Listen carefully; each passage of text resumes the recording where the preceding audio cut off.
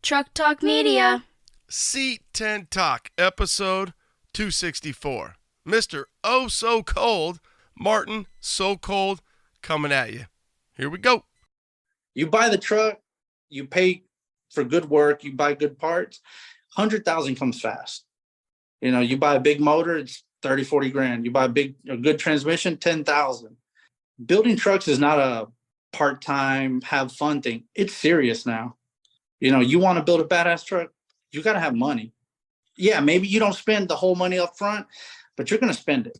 Whether you want to build a quality truck that, you know, these guys want these trucks that get recognition. And I tell people, like, if you're building it to get noticed, you're not going to save money. You're going to spend it. Whether you want to or you don't want to, you're either going to mess up the first time and spend it the second time, or you're going to spend it right the first time and get it over with. Damn, son. Seeing is believing. And our title sponsor, United Pacific, makes seeing a whole lot easier. The crispness of the United Pacific LED headlights, taillights, marker lights, and more makes seeing and showing your truck that much better. It's time to upgrade your old dim halogens for new LED headlights, taillights, and more. They offer the brightest and latest LED technology. Headlights are available up to 1,600 lumens, easy to install, and it fits right in the OEM housing. How about upgrading to sequential taillights? They're DOT approved and ready to ship today. And for you 73 to 80 GMC and Chevy square body guys, they've got the new front parking lights, LED with stainless steel bezel. Think UP Car Parts. That's upcarparts.com. Let me tell you what Melba's Toast is packing right here. All right, we got 411 posi track out back, 750 double pumper, Edelbrock intakes, scored over 30, 11-1 pop-up pistons, turbojet, 390 horsepower. We're talking some bucking muscle. What does that do? Does that blow your mind? That just happened. Welcome to C10 Talk, your C10 truck podcast. And now I have a chance to be the best, maybe the best in the world. My old man is a television repairman. Got the ultimate set of tools. I can fix it. I said I got 50 cents in that jukebox, and all I can hear is your mouth clapping. You hear that? Here's your host, Ronnie Welch.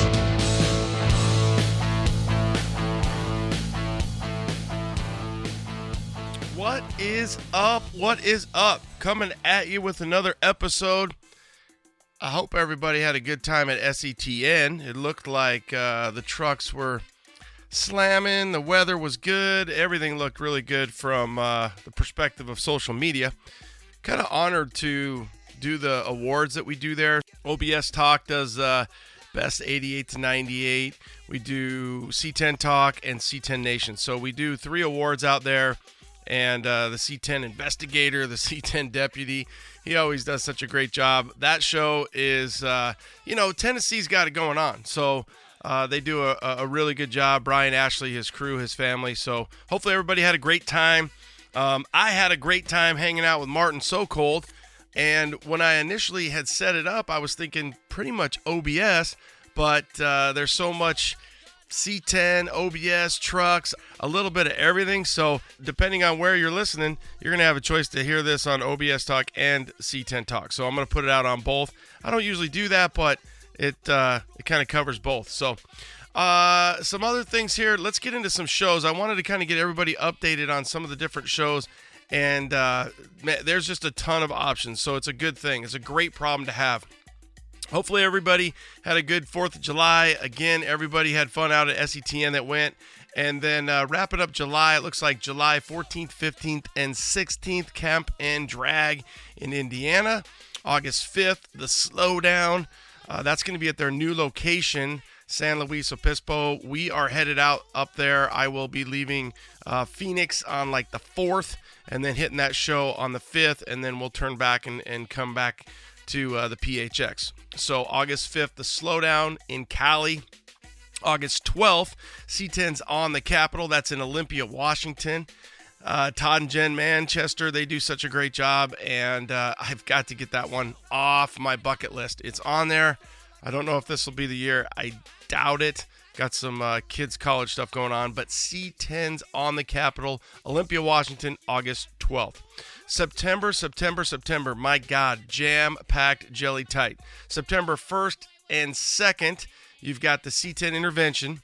So they do that on Saturday night is going to be the first. That's UP Light Up the Night. And then the second, Sunday.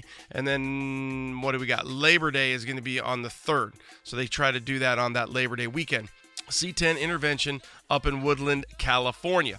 September 2nd, you've got the Southern Illinois Truck Showdown, which I wrote they should call it the SITS. And I don't mean that negative, but SITS, SITS, Southern Illinois Truck Showdown, and that's in Marion, Illinois. I think last year might have been the first year they did that. I heard it was a great turnout. So good luck up there September 2nd, that same weekend.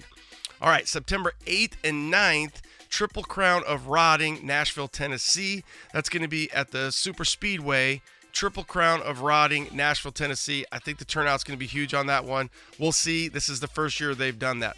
Another first-year show is going to be September 16th and 17th, Pomona, California. So your Grand National Roaster Show, they're putting a truck show together. So that's Grand Nat Truck Show, Pomona, California, September 16th and 17th, out in Cali.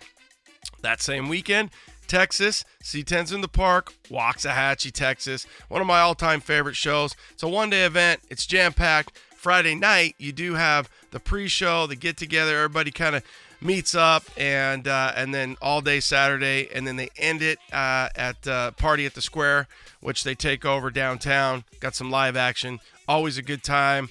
The boys, Terry Hill, the C10 mayor. C10's in the Park, Waxahachie, Texas, September 16th. Wrapping up September, back in Tennessee at the Super Speedway, you've got the C10 Nationals, the Tennessee version, and that's on September 29th and 30th. Super Speedway, Nashville, Tennessee. So there is just a shit ton going on. Wrapping up July, August a little bit, and then boom, boom, boom, September is, again, jam-packed, jelly tight. So hopefully there's something you can catch that's close by, whether you're taking your truck, whether you're going as a participant, whether you're going as Gen Pop, and then always social media. Tune in, see what's going on, see what's the latest, see what's the greatest. So a couple first-time shows. I do like to hit first-time shows. You know, it's kind of that whole first-time thing. So we'll see. I don't know, man. September 8th and 9th for that show out in Nashville, and then whether or not I can beat feet back here and make it to the Pomona show. We will see. And, of course, I'd love to get you guys the coverage as well. Speaking of coverage, let's jump right in. Martin So Cold, representing Houston. I love what he's doing. Great dude. Glad to sit down with him. Enjoy the pod. Have a great week, guys. Late. What up, what up? This might be an OBS talk, a C10 talk. I still don't know, but I can tell you one thing, is it's hot in Arizona, but it's oh so cold out in Houston. I've got Martin, So Cold Blanco. So cold. What's going on, brother? What's up, man? How you doing? It's been a long time coming. I think I probably text you 10, 15, 20 times like, dude, let's hook it up. Let's hook it up. So we're finally making it happen today. Yes, sir. My first time that I remember running into you, was probably, God, I want to say 6-7 years ago. You had your 82 to 85. It might even be a bit newer. I don't know, but it was red. It was a crew shorty, and that was everybody knew you for that truck. Yeah, it was actually an 89. Okay. It was an 89, and I think it was C10's in the Park. Yeah. I love that thing. Had you gotten it long, or was it already short? So I got it through, again, Jason Matthews on a triangle trade. And when I got it, it was just the oxidized red color. I added all the trim and like the gray on the top, gray on the bottom, all new trim, cleaned it up as much as I could. And I drove it straight to C10's in the Park. Was like a week or two later. The thing about those crew cabs, so for the audience, you think about a crew cab, some of them, obviously a long bed, and then the guys go short, is back then, it depends on how you see one of those trucks, because if it's all the way down like yours, it just grabs me. When they're a little higher, like let's say like a 4.6, they don't look right. And the reason why is because we're so proportionally not used to seeing a truck with a short 6'6" bed with that bigger cab and, and that longer nose. So it's funny how the lower you go, the more accepting and the more appealing they are, and yours was. Yeah, when I first got it, it had ride tech on it when I got it already. It's like I guess the basic bolt-on air ride. And when he sent me pictures of it, I was like, man, it just looks lowered. And when I got it to Texas, I changed the shocks. I modified a couple things here and there, changed out the tubs. And I just got it to sit lower, and people would ask me like, oh, is it bagged? I'm like, yeah, but it's nothing crazy. And I'd never pick it up. I'd rather fuck something up underneath it than pick it up. Yeah, because they look so good, and that one always looked good. So you had that truck for a while, and that was kind of like we all kind of knew you with that truck. Whatever ended up happening with that truck? So I got that truck, and I couldn't tell you the exact year, but I was looking. I had a two-door Tahoe, a red two-door Tahoe. I had a local guy build a full chassis for it. It had the gold intro, I guess. I don't remember the name of them, but there were gold wheels, bag, body drop. And the Tahoe got to the point where, it was like, did I want to dump another $50,000 to finish a truck and I not be happy with it? Or, hey, let's let someone else enjoy this, finish it, make it theirs. And, I keep it moving. And that's kind of the road I took. I ended up with the crew cab. I did as much as I thought I needed to do to it. And the opportunity to buy, I guess, would be my dream car came up. And it was a 55 Bel Air. I don't know. I had to let it go because I couldn't afford to buy the Bel Air and have a crew cab. And I just started looking around, and I hit up Todd Dreyer because he always told me, hey, if you want to sell it, let me know. I'll buy it. I called him. He came, he picked it up, he bought it. And I went to go buy the car, and they didn't want to let it go. No. Yeah. No. So it was actually, I don't know if you ever dealt with Ricky from Rick's Tanks and his dad. Nope, never. So that's who the son hit us up and said, hey, my dad's going to sell his 55 Bel Air. I said, yeah, I want it. Just give me the price. Give me the address. They told me a number, and I said, I'll take it. And I was waiting like 2-3 days for an address so I could figure out transportation and figure out everything to get the car. And it just so happens within that 2 or 3 week period, I had to order a gas tank from Rick. And I called, and we're on the phone. I pay for the gas tank, and they go, is there anything else we can do for you? And I said, yeah. I was like, can you tell Ricky that I'm waiting for an address to pick up this Bel Air? And they go, what Bel Air? I send them a picture of it, and his dad's on the phone and goes, that car's not for sale.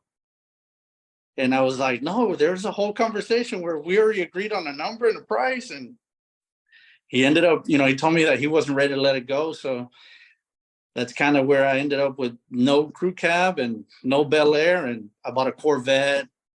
I bought a Mazda. I bought a Mustang to try to fill that void, but it was never what I wanted. It was just something to tinker with or have in my garage to look at. And then it's crazy. It sounds like his son was selling it, and the dad never got the email. Well, I think so. After it took about 3 years, and one day I was, on my way to work, and I got the message, I'm ready. Mm-hmm. Dad. And his dad goes, his dad's name is Hector. And he goes, you still want the car? I turned around. I came home.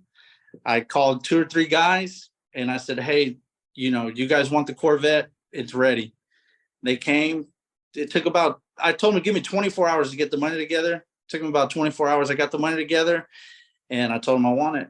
And now that's the one that's on your page, the seafoam green that you're going to build. Yeah. All right. Yeah. Cause I'm like, how did he not get it? I see it, but obviously it took a long time. So 3 years. Hopefully the juice was worth the squeeze. Yeah. Yeah. Man, it was, and I would always see it in pictures. And the day I showed up in El Paso to see it, it was everything, I wanted.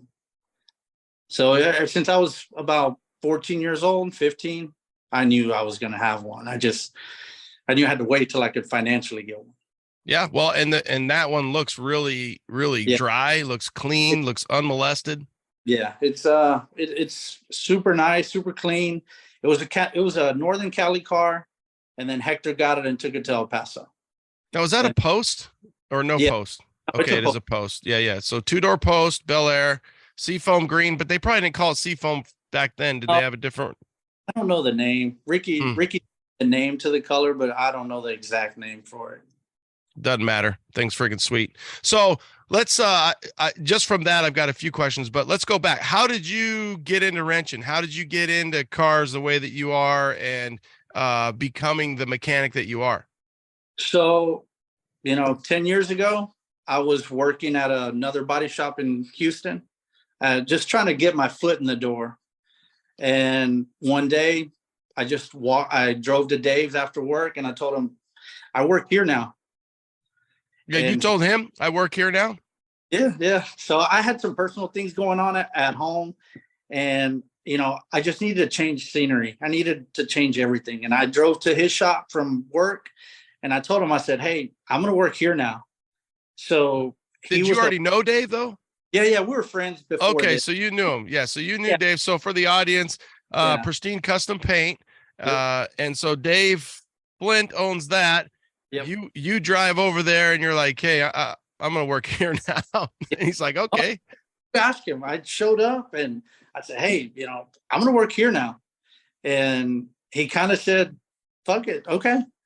And at that point, I didn't know anything. I didn't know how to sand. I didn't know all I knew was sweep, mop, clean restrooms, pick up trash.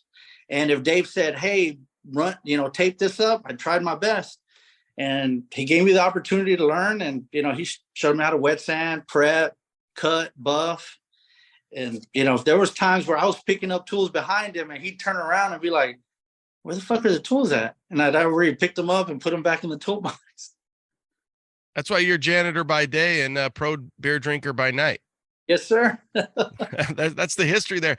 So you go over there. Now, did you think you were going to do paint and body, or did you just want to evolve into more mechanical stuff? I just wanted to be around it. It was, I would go with Dave to like Texas Heat Wave. There were some local shows we'd go to, like, I think there was one called Third Coast, or I don't know, remember the name of it, but there were several shows in Houston and I would always tag along with Dave. And I thought the trucks were cool. I thought it was, like, shit, man, they fucking got cool rides. They drink, they party. Like, fuck, I want to be around this stuff. Life's good.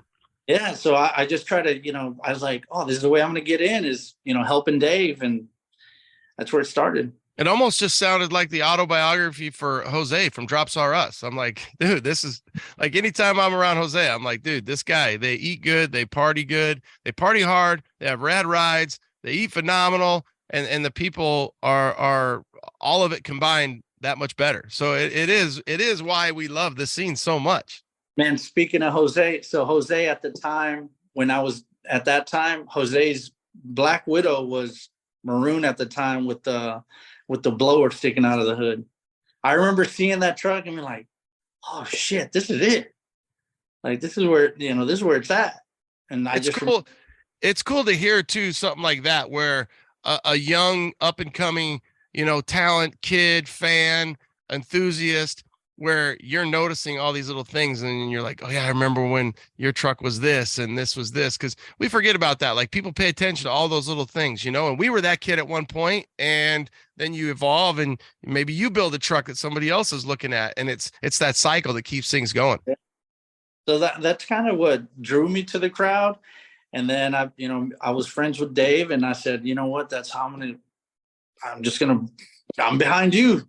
And I'd tag along wherever Dave would go. I was fucking behind him, like, yeah, where are we going? What are we doing? Yeah. That's how it started. So, but you don't do a lot of paint and body now. You do more mechanic stuff, right? I do wiring, setting them up. I don't do the paint and body. I don't know how, I'm not going to lie to you. I don't know how to, I could spray a door, a fender, but don't ask me to body work it. Don't ask me to, cut and buff it. I'm your man. Tape it up. I got you. But body work, yeah, it's kind of not me. If you know me, like people that know me personally know, I don't like to get that dirty. Yeah, and it is messy, man. And it's funny when all the painters I've been interviewed here, they're like, yeah, I just want to paint. I don't want to do all the other stuff. I just want to paint, it's like, yeah, I don't want to do all that damn work. Yeah. I mean, I see him do it and I'm like, holy shit, you're sweating, you're dirty. Like, nah. Yeah. Yeah. So you evolve into doing more wiring. I feel like I kind of associate you with more of the LS, the LT, a lot of the swaps. Yeah. Would you say that that's become your specialty? Yeah. Yeah. I enjoy it. I like, I tell people that, some people are, it's tedious and you got to think a lot. I was like, yeah, but I don't like people that much. So it just lets me, I stay in my own little bubble and I do what I can. I do what I need to do. And, then when I need help, I get Dave. Hey, Dave, I need you to paint this firewall or these heart fab tubs or make me a panel, make me a bracket, something like that. Do you get, for the customer perspective and your own enthusiast perspective, do you feel like you have a lot of leeway with customers, that whether it's you, whether it's Dave, whether it's Pristine, whether it's Martin So Cold, because I feel like some people have such great vision, customers maybe, and then you as the builder, they rely on you guys a lot.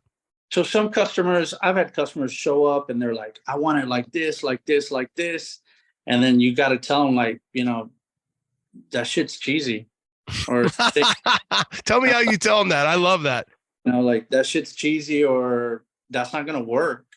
And they say, well, I've seen my friend do it and it worked. I'm like, yeah, but you look at it and it's like, it looks like shit. Like you don't want to, if your name's behind it, you don't want it to look like shit. That's what I tell, I don't want someone to look at a swap that I did and be like, oh, that piece of shit, that's garbage. Or, I could have done that for blah, blah, blah, whatever. I would rather say, like we said, I would rather someone say, we paid him a lot of money, but look what we got, than say, oh, he took all my money and he gave me this, pile of crap that has issues and never runs right.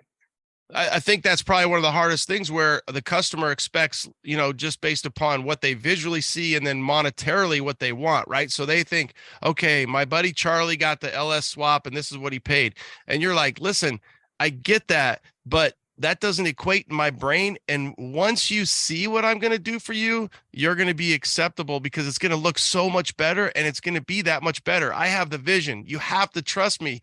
And if you don't want it, that's fine. Somebody else will, but I'm not going to do that shitty work. Oh man, I've had it to where a guy shows up and, they look at Jose, the green OBS, they look at the engine bay and they're like, man, that's so badass. That's clean, this and that. And then they're like, I want exactly what he has. And then you give them the piece of paper with just the parts on it. And they're like, no. I'm like, yeah, this is not for you then. You're going to have to go somewhere else. And they try to, I guess, convince me that I'm wrong and they're right. I'm not here to get rich. I'm not here to make 100, a bunch of money off of you. I won't do it your way. I'm sorry. That's, the end of the story. Do you ever feel like sometimes it would be easier to just buy a truck or two, build it your way, and then put it out to the world so that you're not dealing with the customer as much, trying to facilitate their needs? And I think that's where I'm at now, is like, I'm going to have to, maybe hurry up on my Bel Air. I know it's not an LS swap or LT swap. It's it's a different platform, but at least I have something of myself that says, hey, wherever I go, this is me. This is what I do. This is what I got for you. And, like Jose, I just did a coyote swap with my friends at M2K for my buddy Gilbert. Was that in that white brick nose? Yeah. Yeah. And I learned a lot through that swap. So all the GM guys are like, what did they just say? So yeah, so pretty sweet little Ford. 80, 88, I think, kind of right there. Looks good, yeah, those trucks are they're starting to get a little bit better. And right, the big thing on those trucks for Ford guys is they're just all plastic. They run like shit. So if you can do modernize, I mean, let's be honest, if you can, anything we can modernize now, even an old 350, which was the most reliable thing, well, besides maybe like an inline six, but as the technology and the advancement and the Coyotes and the Godzillas dude, the shit looks good, man. Yeah, no, I appreciate it. Especially Houston style, because Houston style is so fucking low and then a lot of lip. So low with lip, and damn, I mean, even these Fords are looking cool. Yeah. That truck, there was some things that we wish we could have changed, but it was already done when it got to us as far as like some of the suspension work. So, we just got to wait for the next one. Well, and I think you're selling yourself short, because you're like, hey, I need to have my Bel Air as my poster board, as my, my sign. But every truck that comes through the shop, you got to think about what you just said. I'm not going to do that for you because that's not the work that I do. So when it does come out of your shop, or when it comes out of pristine and we know, okay, Martin did it, and this is what it looks like, then they're all a rolling billboard, if you will, because you've got your style in everything that you've done. Yeah, so that's why, like the maroon 68, I'm trying to focus on that to get it at LST. And then I have a 65 Malibu that I'm working on as well. And I'm trying. Is a 65 yellow? No, that's a Camaro, a 69 Camaro. Oh, okay. I don't know if I'll have it done by then, because it still has to go to interior and it still has to get, some final things done. But that's a really nice car. It's a roadster shop chassis, 468 LSX, 4080 transmission. I mean, it's going to be a nice car. But no, the Malibu is blue. It's a LS3 4080 UMI suspension. It's, typical Martin engine bay, super clean, super nice. And I just want to have that and the 68 done for sure by LST. And that way, people can see more than just like Jose's green OBS or the Ford or, whatever. Yeah, and I think with the 68, we posted it. I've been watching that thing like a hawk. I mean, love the color. It's so different, yet, we look at these trucks and you're like, oh, I've seen it a million times, but then you look at it the way that it's done and it is something different. So I think you guys you just took it out to the classic truck throwdown. Yeah. And then I think you were saying the interior isn't done. So you got a lot to do with that, but I mean, we still can get the vision from it. We can see what you guys are doing. I love the truck. I love it. The stance, obviously the engine bay looks hotter than an overcooked pizza. It's nice. Thank you. So I think one of the things I want to, before I skip ahead too far, but I loved what you said about this, was you're like, hey, with the crew, do I spend more money to, 50 grand was your example, to make it the way that I want it, or do I just let it go, save some of my money, have some fun along the way? I bought a Mustang, I bought a Corvette, I'm tinkering, I'm having a good time, I want a Bel Air. How do you work through that? Because that becomes, especially with where we're at now, that becomes the problem, where like I've got an OBS right now. I just cleaned it the other day. I listed it for sale. I'm sitting on it. It's so clean. It is an extra cab, so that hurts a little bit, but it's such a survivor. And I'm like, do I jump in and do I build it the way that I'd want to, or do I just let it go because it's a blank canvas? How do you balance that? Walk us through some of those thoughts on that, because sometimes the build is so much fun that you're like, well, I don't want to just keep dumping money into this thing. I want to let it go and go buy, find something else. Classic Performance Products, CPP back. Joe, let's talk X10 spindles. Go. Yeah, CPP's one of our most popular parts through the years has been our 2.5-inch drop modular spindles. Really popular part. Well, we've kind of taken that to the next step. We've emulated late model Corvette, Silverado, Chevy technology into our new X10 drop spindles. They use a steel hub, sealed bearing hub, really strong piece. As you know, Joe, so many guys are building bigger trucks, bigger wheels, bigger brakes, everything bigger and better. Is this X10 something they should be considering? Oh, absolutely. It's oversized bearings, definitely great for a guy using big brakes, big wheels, which I'm sure all your guys are. All right, guys, there you go. If you're looking to upgrade, you need a new spindle anyways, you're going to lower your truck, you're running a bigger wheel, a bigger brake. CPP's got it for you with their new X10 spindle. Joe, as always, thank you. CPP, classicperform.com. It's classicperform.com. Since the 1960s, US Mags has held the title for the longest-running custom wheel tradition. Experience the wheels that made history and set the trends for American truck culture for decades to come. From cast wheels to full custom 1- and 2-piece forged wheels, US Mags keeps you and your truck in mind with every new design and model. Our cast wheel series are designed specifically for Chevy trucks and are stocked and ready to ship, giving you the wheels you need when you need them with perfect fitment. Set your ride apart with our custom forged wheels, available in just about any finish and fitment desired. US Mags are guaranteed to distinguish your style and attitude from the rest. Hey guys, I've got Andrew from Painless Wiring on. Andrew, what's the latest? Just working on producing these GM truck harnesses. They're our best moving vehicle specific, and we're just, super excited to be able to service such a great community of truck guys. Made in the USA. You guys are probably cranking them out nonstop. A ton of our audience is out there buying these trucks, building these trucks, and they know, hey, Painless Performance has got me taken care of. Factory options, aftermarket stuff. If you have any questions, call our tech guys. They'll walk you through anything you need to know, and we'll make sure your truck gets wired up right the first time. If you want to clean up your underdash, you want to clean up your chassis, it's that easy. Painlessperformance.com, painlessperformance.com. Thanks, Andrew. Sometimes the build is so much fun that you're like, well, I don't want to just keep dumping money into this thing. I want to let it go and go find something else. So I guess through this all, I had my daughter Helena, we call her Lamini, and then through that, I don't want to take away from myself. I'd rather buy them whatever they want, go eat wherever we want to eat, buy my wife whatever she needs, pay my house off, stuff like that. So I never put my truck before that. I always put my family, my kids, my dog before my truck. So I was never that attached to it. But in my head, I knew the end result was always a Bel Air. I knew that's where I'm working towards. So if I can sell it and it puts me the next step to get towards the Bel Air, then, that's where I was moving. But I like messing with it, making it better than it was, cleaning it up a bit. And, when the opportunity came for the Bel Air, it didn't hurt me to say, hey, Todd, here you go. Yeah, when I see him drive it, he enjoys it. I guess that makes me feel better, is that he drove it. He's driven it more than I did, and I owned it longer than he did. He's driven it to shows. He's pulled his other truck with it. So it doesn't, it doesn't hurt me to see it with someone else or someone else enjoying it. Yeah, no, I get it.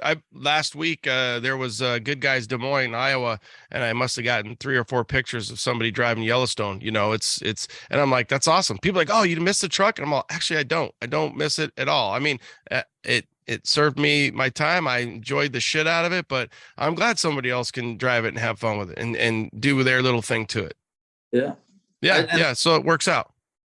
I've had people ask me like, oh, you don't want it back, and it's not that if I could get it back, I would, but at that time I couldn't afford to have the crew cab and buy the Bel Air. Yeah. We're talking a crew cab that, I might've had 60 grand done, 70 grand in it to kind of get it where I wanted. I couldn't afford that and to build a $200,000 Bel Air. There was no way it was going to work. Yeah, for sure. And if you guys remember, he said he doesn't put his trucks in front of his family, but he didn't say he's not going to put the Bel Air in front. So they might be eating top ramen once the Bel Air gets ready. It's a whole different world. My wife has the rendering, and then she has like other pictures of the car. They're in my kitchen. They're in my, in our bedroom. They're in our coffee area. She said, hey, you worked to get this. Like, now it's time for this. So she puts it around the house. She'll remind me like, hey, I bought a Hellcat motor. I bought the Reed Super 80 transmission. I'm sending the engine out it'll be a 411 stroker Hellcat,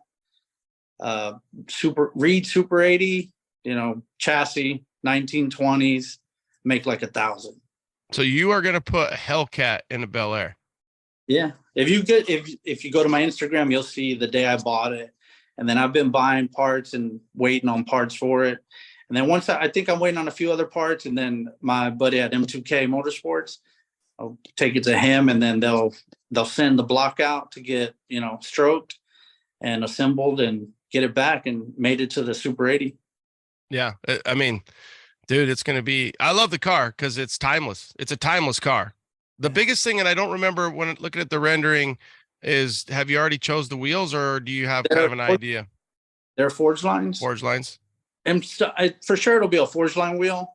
It's either going to be that 10 spoke or 12 spoke wheel, or it'll be like a center lock 5 spoke wheel.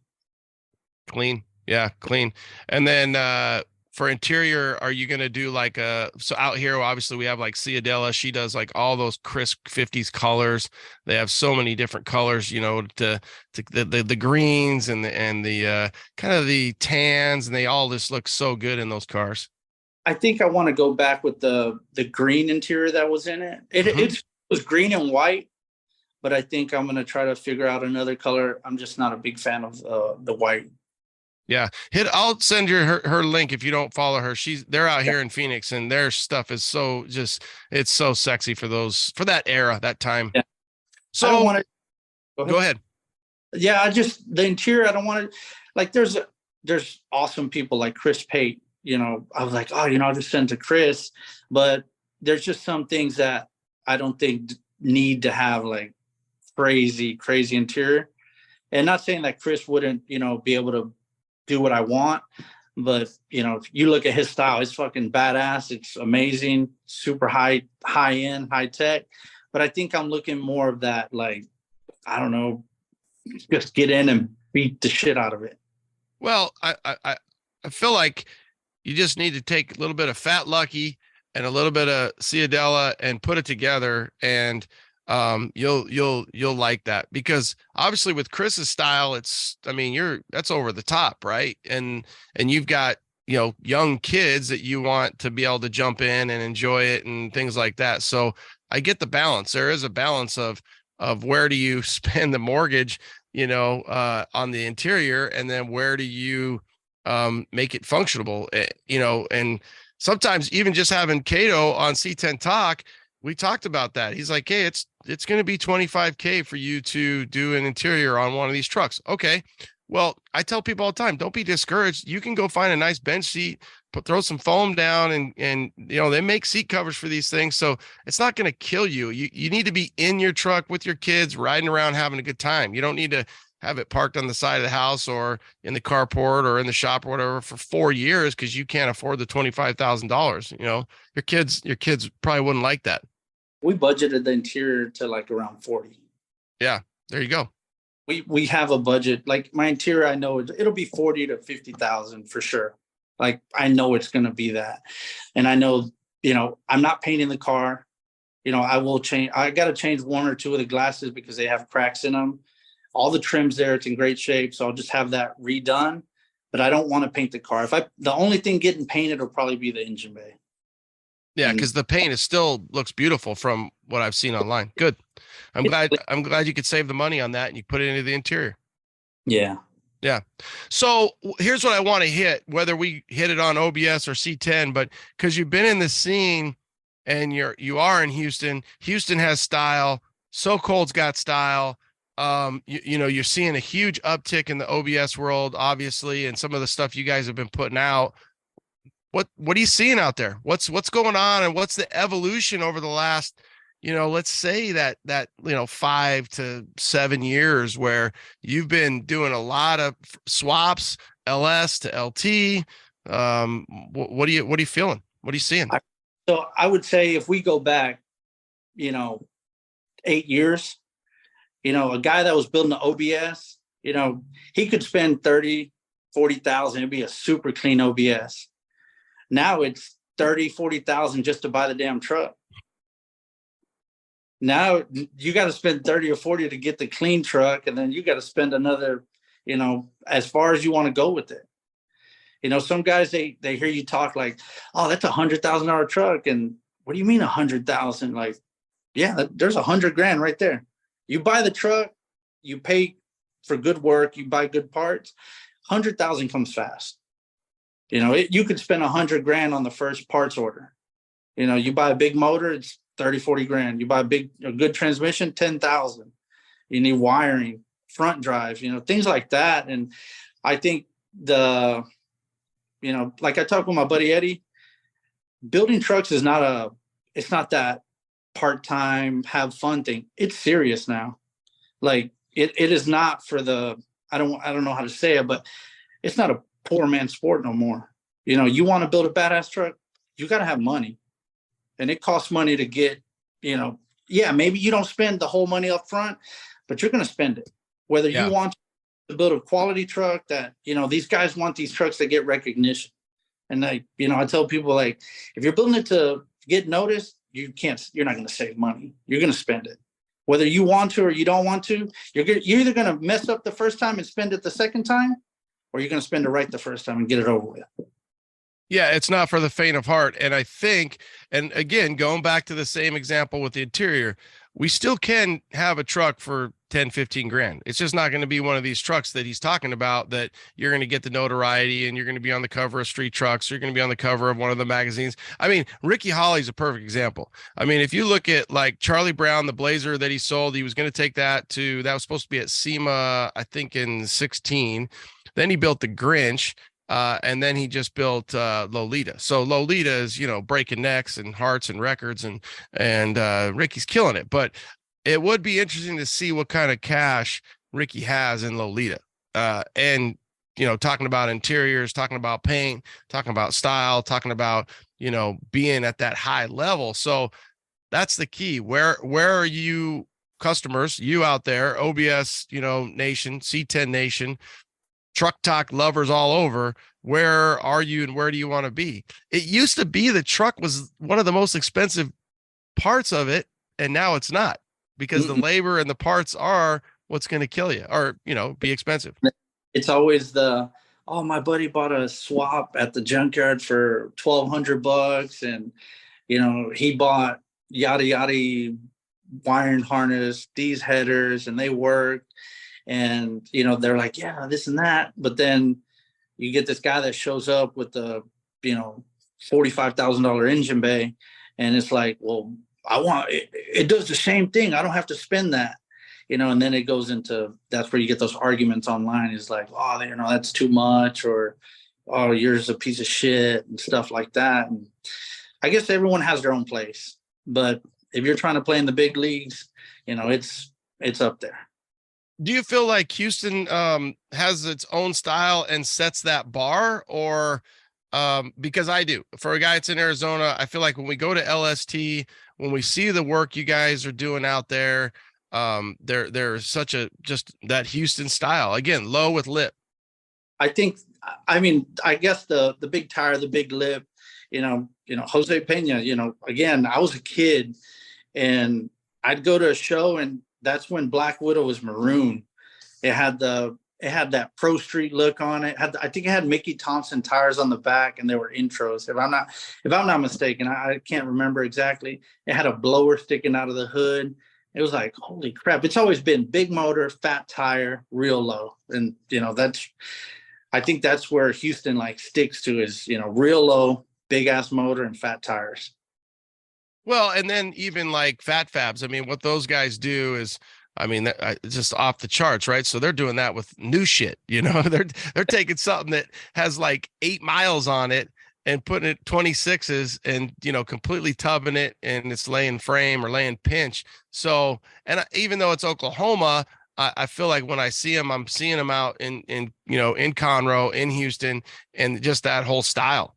I'm building a 2-door Tahoe he's like my best friend. And the red one? Is it the red one? Well, no, the white one. Oh yeah. Okay. The Fat Fab chassis, shot wheels. Except right now it's currently at Josh Freeman's getting all the metal work done. And that was, we had that chassis done at Fat Fabs. And then I have another 2013 GMC in the shop right now that it has a Fat Fabs chassis on it. It's a super good work. I mean, I love it. They get them in the dirt and they drive great. Yeah, it's awesome. And they look fucking rad. So, well, yeah. So you've got the white Tahoe, you've got a red one that I've seen the rendering that you guys are doing. So back to that OBS world, or even, I mean, cause you're working on C10s, you're working on Fords, you're working on OBSs. What other trends are you seeing, and what are you loving? And what's stopping you in your tracks when you're at the shows? I think I like when these guys are like introducing other styles into the trucks. The real plain, the simple. I like simplicity. That's my favorite. I think I heard Scott say OEM plus. Mm-hmm. To me, that's the move. Real, like, timeless. You can buy a truck, put in the dirt, big wheels, put a crazy paint job on it. But sometimes that crazy paint job is, 2-3 years from it, you're like, I'm tired of this shit. You want to paint it. And that's what we're going through right now with that 2013. The guy had this crazy paint job done 10 years ago. And now he's like, I'm kind of over it. I want to just one color. Let's take all this, take all this off. And I just want it to be timeless, to last forever. But I think Jason Cassidy might have just said this. I might have to look it up because he definitely needs credit for this, for what he said. And it might have been about Tiffany, but he said, it's crazy how much time and money I'll spend on making something try to look so simple. You know what I mean? And he phrased it so much cleaner, but it was like, dude, that's the quote, because it's like the amount of time, effort, fab to hide things and to make things look less, and that's exactly what, that's your style too, is like, oh no, I want it all hidden. I want it all. It might even have been level 7. I'm trying to think. It was Jesse. It was somebody that said it. And I was like, oh damn, that's deep. That's just deep. I remember getting on Instagram, and one of the first people I was flocked to was Boris at Street Machinery. He said, what is it? It costs money to look this cheap. I was something like, it was either it costs money to look this cheap or it ain't, something like that along the lines. And I've always stuck to that. I was and Dell's a good example of that, where, you go back to that crisp look. And, another thing that Boris said was, we're an overnight success. It just took us 25 years to get here. So that style, we've seen that style where people want, they want that clean, crisp look, and they want that jewelry box, and you open the hood and they get a look at that motor.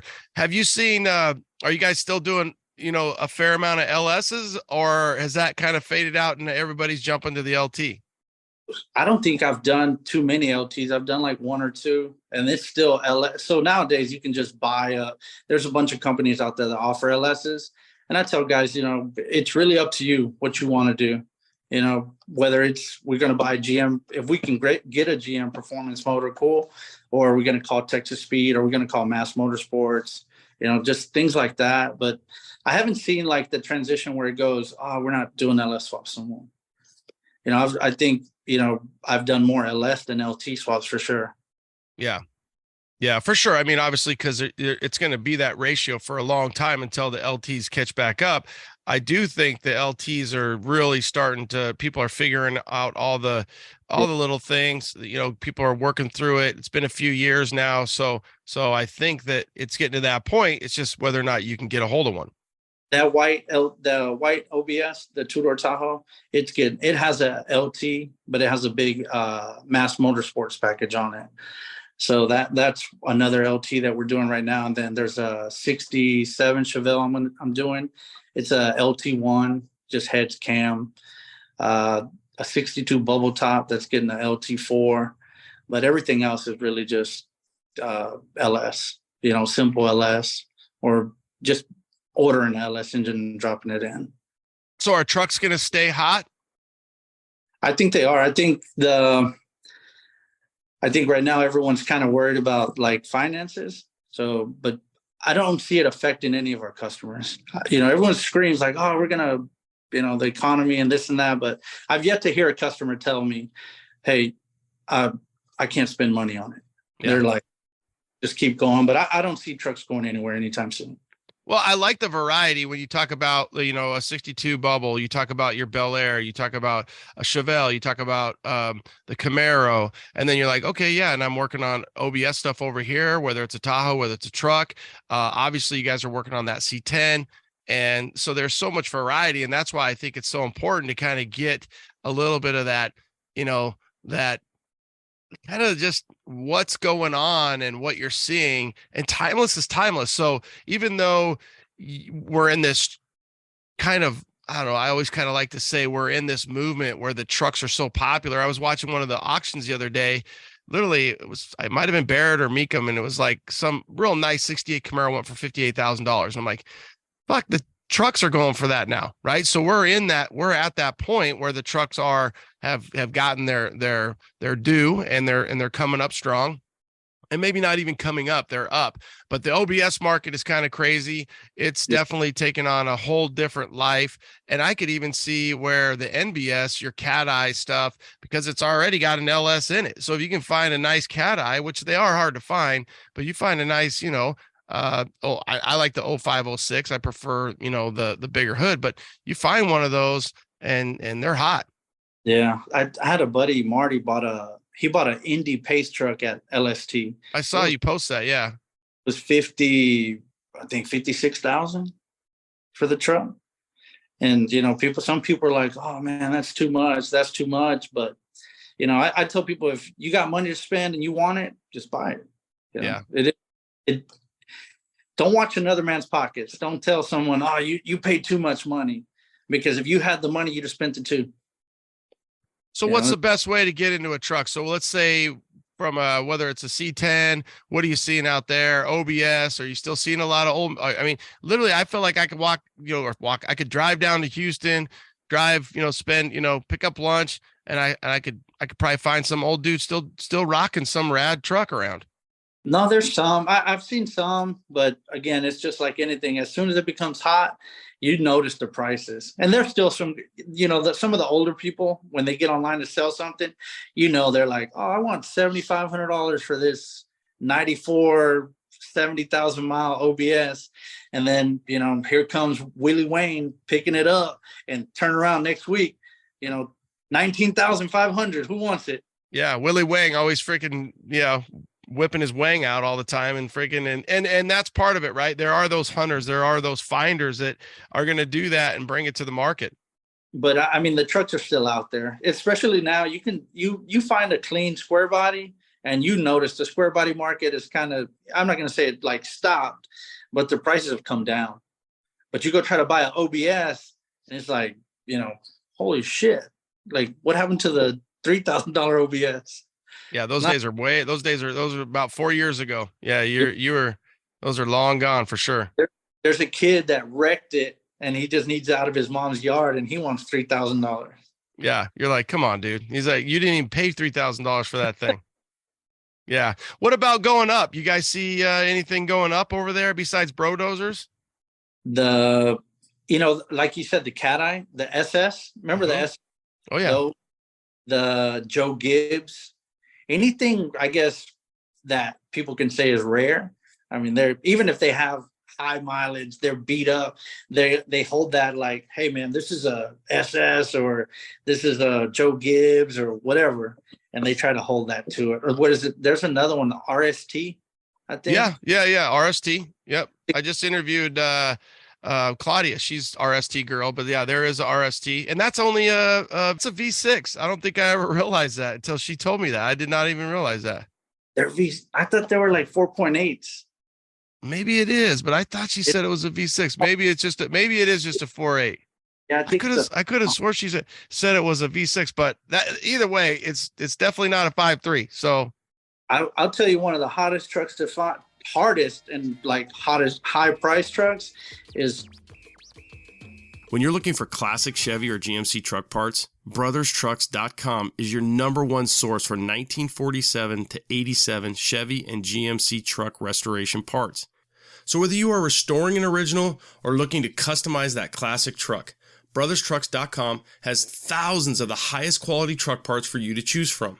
So head over to brotherstrucks.com and order your free catalog today. And don't forget to follow Brothers on Facebook and Instagram. for daily updates and special offers too. Hey guys, are you thinking about swapping out your old motor for a more reliable LSLT-based power plant? We've got great news for you. PSI Conversion is offering our listeners 10% off your order. Behind each PSI harness, you get over 10 years of experience in the business, online tech support, phone support, and harnesses made in the U.S. That's psiconversion.com. And don't forget, use code C10TALK and save 10% today. You've heard me talk about my gauges, Dakota Digital. I love them. Don't forget the interior of your build. Dakota Digital has the best gauges for our trucks. Whether you want a direct fit into the stock bezel or something custom. These kits are complete with sensors for any engine. The new RTX series is really incredible. I think it stands for retro, but it should stand for rad. They look just like the stock clusters, but have all the technology you'd expect from Dakota Digital. You can change the lighting colors, customize the reading in the message centers, and do it all from the mobile app. That's right, the HDX and RTX series have Bluetooth technology, so you can mess with them from your phone. I'm looking at RPM, trip odometer, percent fuel, oil pressure, and now I have the GPS set up. I can tell you direction, elevation, and even outside temp. Damn, son, it's like a modern truck, but even better in a classic. Dakota Digital is absolutely the best in aftermarket gauges, so check them out at dakotadigital.com. dakotadigital.com. And you can follow them on Instagram and Facebook too. I'll tell you, one of the hottest trucks to find, hardest and like hottest high price trucks is 4-wheel drive, single cab, 99 to 06. Used to, motherfuckers were throwing them away like, I don't want that junk. Now, that $4,000 or $5,000 truck is 19,000, 18,000, 20,000, just because that 4x4 scene is blown up.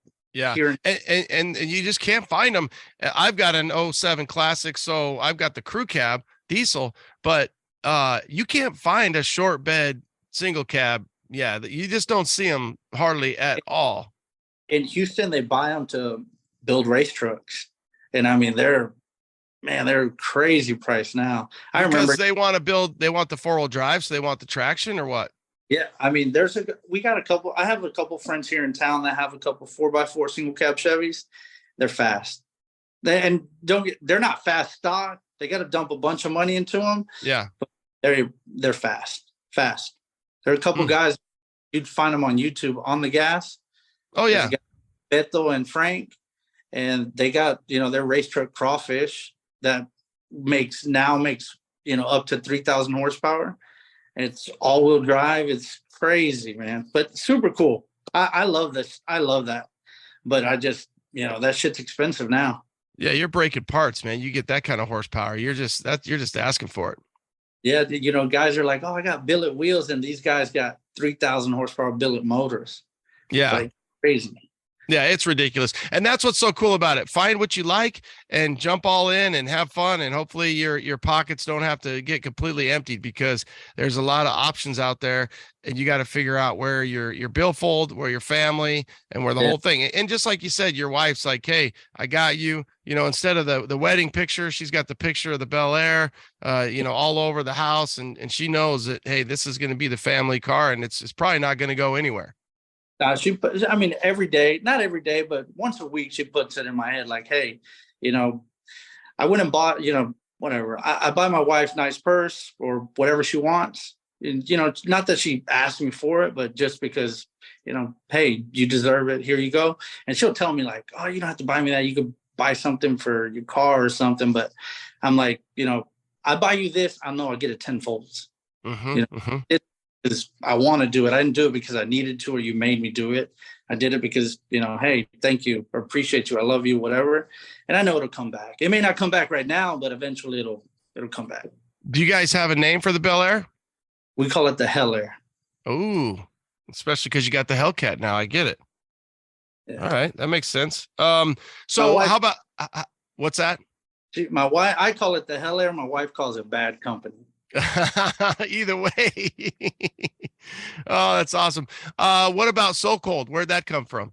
So in Houston, where I grew up in like the north side of Houston, and I grew up around some other guys, a bunch of, I'm not going to say it was like super nice area, but our friends would, guys would come around through the neighborhood in these cars and be like, man, that's cold. Man, that's cold. That dude's holding, or, something like that.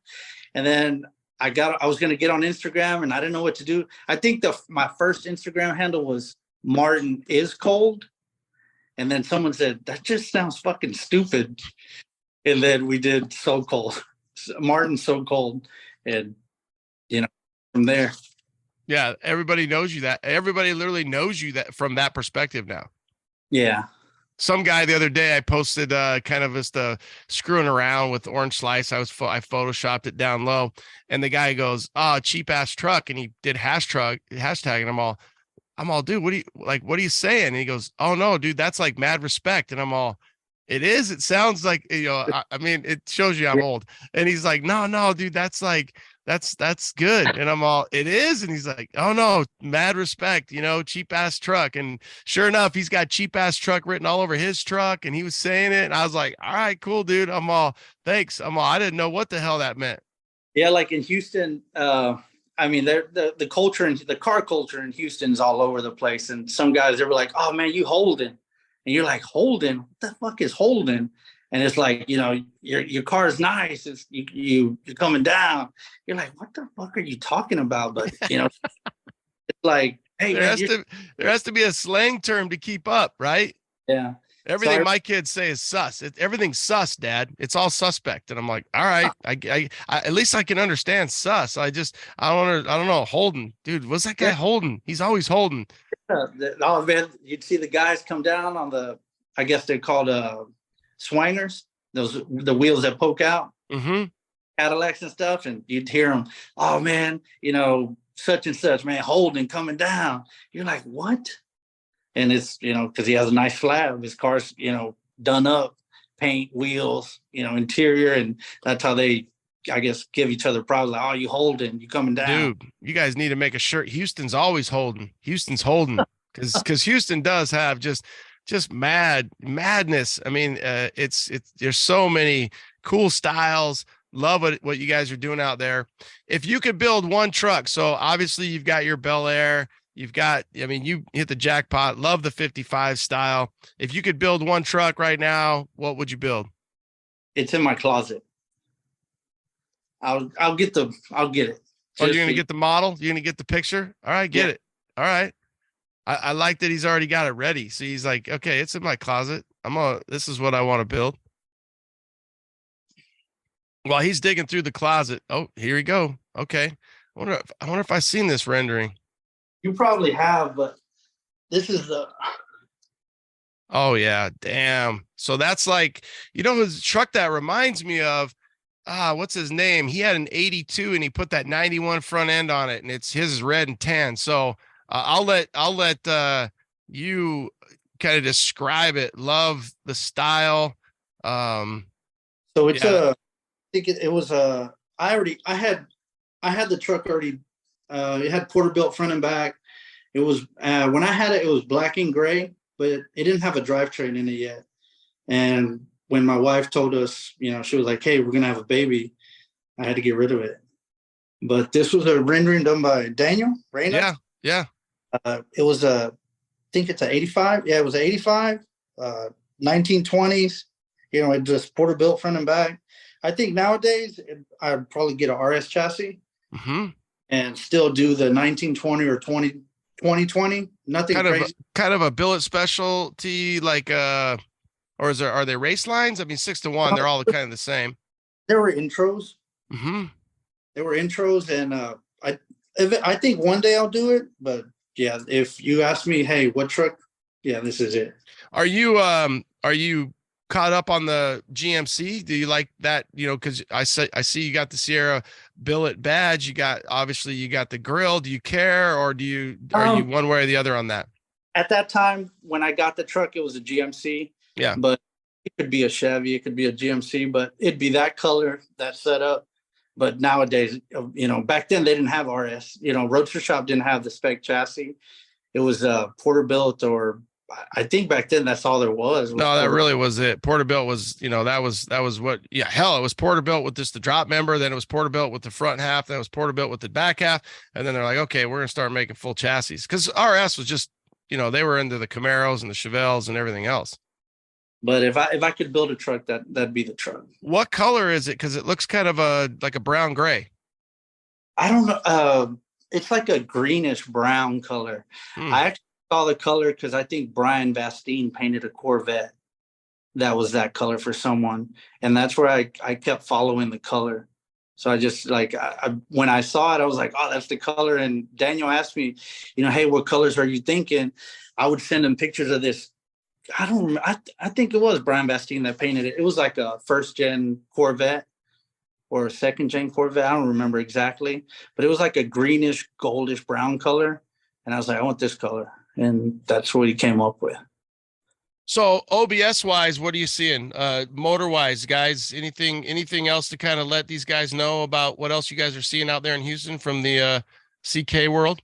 I mean, nowadays it's, you definitely have to have a LS swap. You can't get around it. You're going to spend the same amount of money trying to fix the stock motor. Got a bunch of guys are like, oh, I want to put a cam in my 305 or 350. I'm like, you might as well go buy, a 5.3 and put a 5.3 in it. You can easily cam it to sound however you want. But, I think I will say the engine bays are they're coming around now. You don't see a lot of guys showing up with the, half-ass work. There's plenty of people out there that'll give you nice work. But, that's where I think it's, headed to a lot cleaner look in the engine base. Well, and you think about it, right? The 67 to 72s probably led the way. I mean, I guess even the 60 to 66s. Then the square bodies started really getting their engine base cleaned up. And then now you're seeing it where you're seeing it. And I mean, even a few of the earlier OBSs with like Joey G's Blackjack, and then, with some of the work that went into even just that rear bumper. So you're seeing that where people are really taking that, what we've seen in the last 5 years when it comes to, for example, like hard fab, and you see people with the inner fenders, the firewalls, the cleanliness, and really just height. Like you said, you're going to spend a lot of money to make it look cheap. Yep. Hiding it all. I talked to Jeff Volker a lot. Mm-hmm. Yeah. And, I just look at his truck and it's like, God, all the work that goes into just, once it's painted and done, you'll be like, what the hell? But if you look at the process, a guy has 2-3 years into that truck. Yeah, at least. So for the audience, Jeff, we need to have Jeff on. It's going to be, I just don't know if it'll be right before SEMA because he's going to probably debut it. I know he was going to try to debut it at LST this year, which is going to be his Indy truck. He's been working on it. He also has, I feel like, one of the cleanest square bodies that he had. He was also supposed to have that at 16-17 SEMA, didn't make it out. And then, Lethal's X is going to be Jeff, and he's building probably one of the baddest, if not the baddest, Indies out there. And he's got hard fab in his back pocket. So hard fab works, they work together so well. And Jeff's ability for paint and body, but he really does go not the extra mile. He goes like 3 to 4 extra miles. So he thinks of things so far ahead. And you look at his red single cab, the one that, I mean, that damn thing's clean. Yeah. It's nice. It's a super well-built truck. Yeah, I love his style. I wish there was, I wish he could he could just work on his stuff all the time, because then he get caught up. Because even his customers' trucks, he's got a 2-door Tahoe, or a Blazer, I should say. He's got a C10 that he's working on, and there's a lot that he's always moving and shaking out there. And he's out of Pittsburgh, and rad dude, building really, really amazing stuff. I think he's building a 454 for a customer as well. You're right. So you bought a C10 and it either had AC at one time or it wasn't even an option. Well, Vintage Air has the solution for you. Their SureFit kits are designed to place the evaporator and hoses behind the dash for a factory clean look. In most cases, the SureFit systems will be controlled by your stock dash controls using their exclusive cable converters. The Vintage Air SureFit kits are the best value and the most completely engineered air conditioning system you can install in your C10.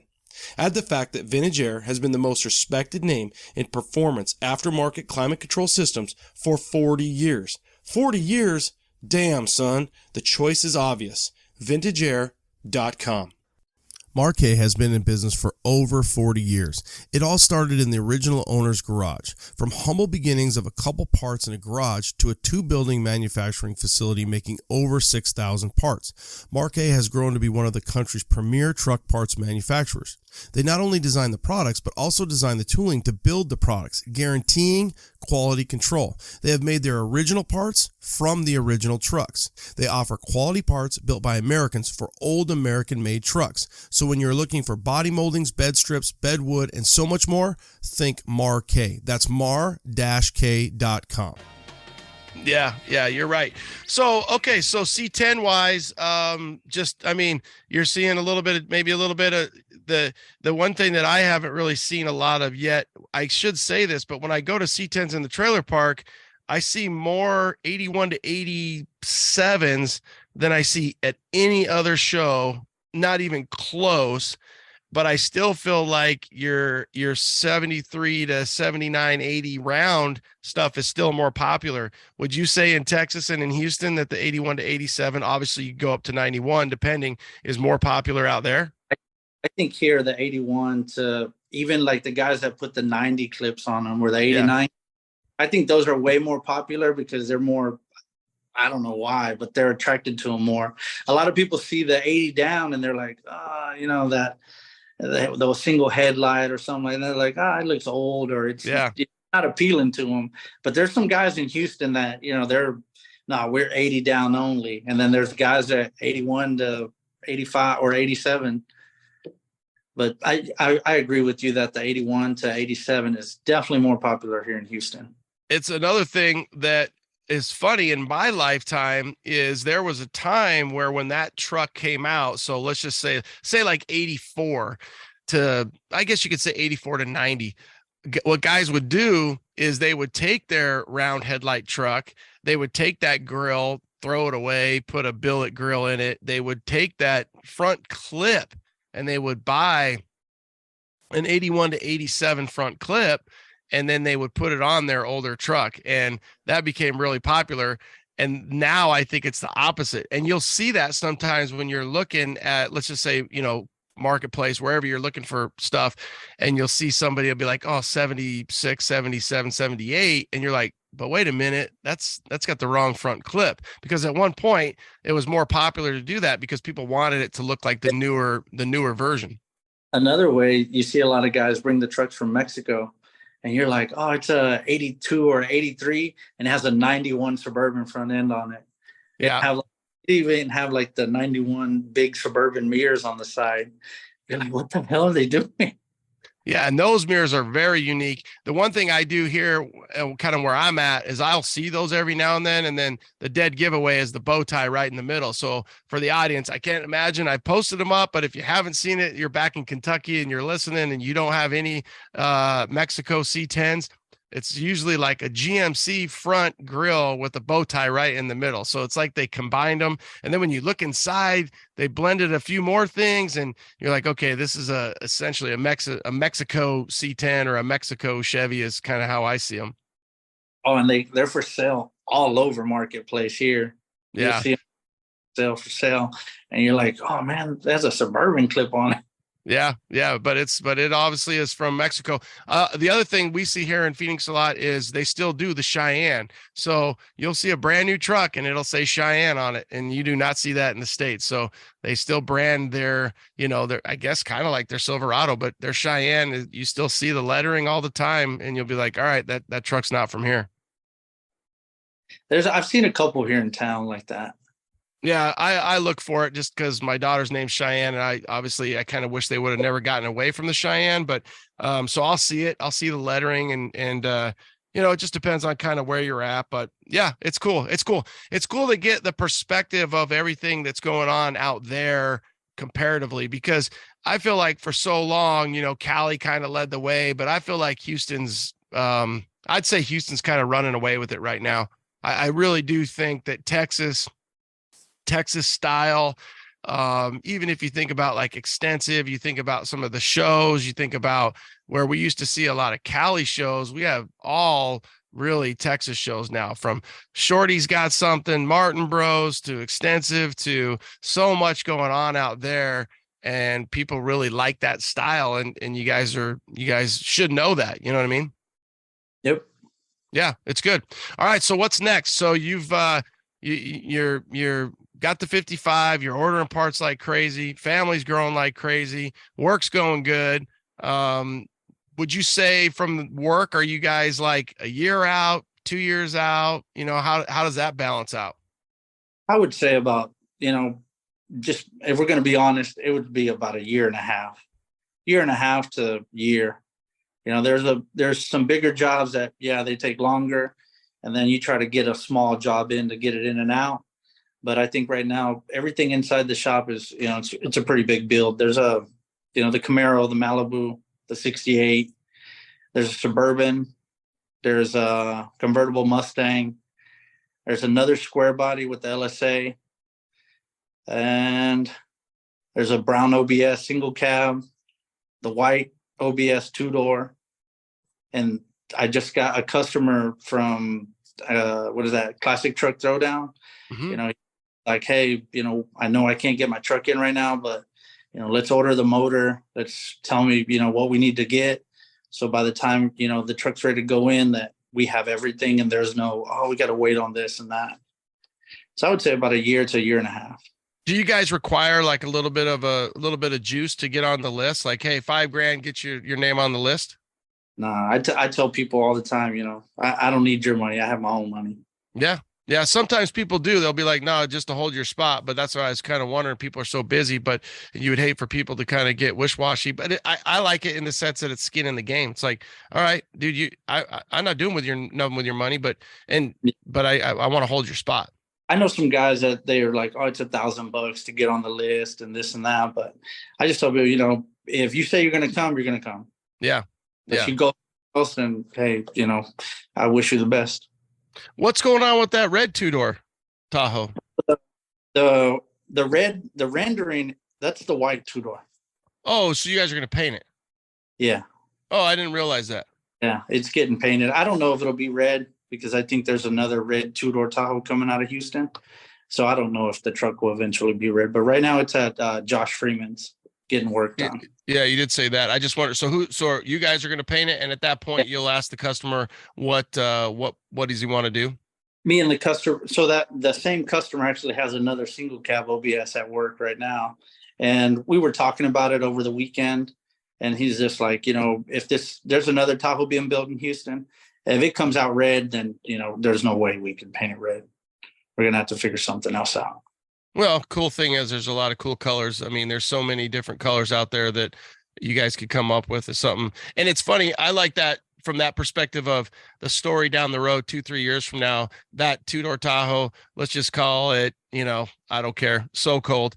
And it'll be like, oh, dude, So Cold was going to be red, but then we didn't do it red. And then we did it this color. And now it just slayed it because of the circumstances that were, presented to us. Yeah, I will say that truck turned into something that we didn't imagine. It showed up. We were just going to address little things, put an LT in it, and he was just going to go about his day. And it went from that to a full chassis to, shot wheels, big brakes, big motor. And then he's like, I want to do some metal work. And, I said, I'm going to reach out to Josh Freeman and see what he says. And he goes, I'd love to do it. And then it turned into the monster it is now. Well, don't they all, right? If the pocketbook and the bank account can facilitate it, then it seems like it's most likely going to happen that way. And even if your pocketbook can't, it's going to happen somewhat. You're just going to have to figure out whether you want, a $10,000 interior or a $40,000 interior, and what motor you're going to do, and so on and so forth. Because like you said, trucks aren't just grandpa's hobby anymore. They're the big leagues now. I have a friend, Eddie, that, we could say there's 300,000 in that truck and it's not done. And then there's, someone else that, they're like, that's too much. But, if he loves it, he enjoys it, and he can afford it, then let him be. Yeah. Yeah. And if you're into it for trying to make sure you don't get, underwater, then you might want to get into a different hobby or you're going to have to learn how to do a lot of the wrenching yourself, because it's the labor. That's the part that I don't think people really understand, is that the labor is what is really starting to kind of creep away, where, back in the day you could pay X amount and labor is, has went up exponentially. So labor will eat at your budget.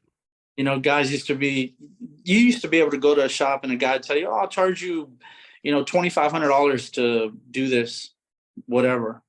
Nowadays it's, hey, it's 85, 100, 125, 150 an hour. And you ask them, well, how many hours? And they're going to tell you, like, well, I don't know. I'll send you your first invoice in 2 weeks and I'll let you know if I finished it or I didn't. Yeah. It's not like there's a book you can just pull out of the GM service manual, right? It's all custom stuff. So depending on what we run into. And I think shops got to the point where it was, they'd bid a car. Oh, I'm going to charge you $10,000. And then they're 30,000 in the hole. And they're like, the customer, that customer is going to be like, well, you told me it was only 10,000. I'm not paying you 30. And then what happens? And I think that's what led everyone to, hey, it's this much an hour and I'll send you your first invoice. Some people send them every week, some 2 weeks, some a month, whatever. And, they go from there. And I know customers don't like to hear that. They don't like to hear, well, it's this much an hour. I don't know. No one wants to hear that. I wouldn't want to hear it, but this is a want, not a need. Well, and the other thing too, I do like how you've said it, and I think very successful places will say, hey, every Friday you're going to get your bill, every Monday, Tuesday, or no, you'll never be more than 2 weeks out, because I know some people, they'll do the job and then like you said, it was supposed to be 10 grand, it ends up being 18 grand or 22 grand. And the customer's like, what the fuck just happened? Like, it's like, if you would have just given me a heads up, then I could make some adjustments. So obviously the more transparent people can be, the better. And I tell people, I'd rather you be upset up front when I tell you, hey, it's this much an hour and I'll send you your first invoice in 2 weeks. And then I tell you, oh, it's going to be 4,500. And then, when I finish the job, you're like, what happened to 4,500? We're, to 8,000 in it now. I'd rather you be upset or say, hey, I can't do it, than we get into argument at the end over, money. Yeah, for sure. For sure. All right. Anything else? Any other parting things? I mean, I think from, for the audience, you guys, if you haven't heard of him, go check out his page. It's really not that hard. He's always posting stuff. They're always working on stuff. Martin So Cold out of Houston, Texas. And you guys do a great job out there. You lead the way. It's funny to see different people pull from different styles of the country, and whether it's, they're looking at social media, they're looking at magazines, they're looking at some old magazine, a lot of cool stuff coming out of Houston. Thank you. No, I mean, I just want to say thank you for having me on. I don't really know how to talk to people. So like talking through here is a little easier, but I go to shows and people are like, oh man, you don't talk that much. It's not that I don't want to talk, is I don't know how to approach people and be like, hey, what's up? This and that. Sometimes I'll just walk past them because I guess I don't know how to approach someone and be like, hey, what's up? How you doing? This and that. I've never been the type to, I guess, walk up and be like, hey man, what's up? How you doing? This and that. Long time no see. I start drinking, maybe I'll. Yeah, that's what I was going to tell everybody. Just give them 3 beers and it starts to loosen up. That's all. That's all you got to do. Yeah. I just come pre-intoxicated. That's just my style. I almost love the challenge of just walking up to anybody. Like, what's up? Tell me about your truck. What's going on? And people. So I love it too when it's like some old crotchety guy who's like, doesn't want to talk to me. And then I just work my magic a little bit. And then before you know it, I can't get him to shut up. You know what I mean? I love that challenge.